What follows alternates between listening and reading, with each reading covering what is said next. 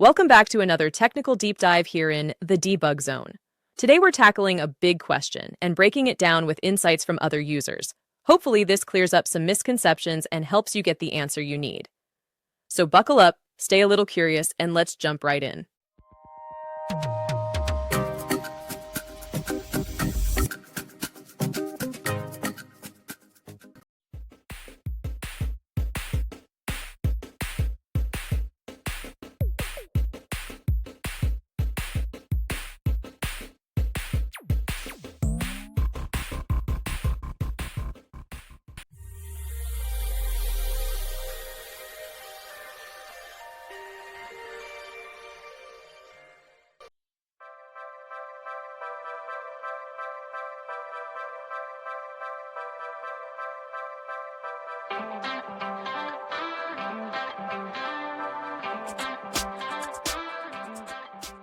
And that's a wrap.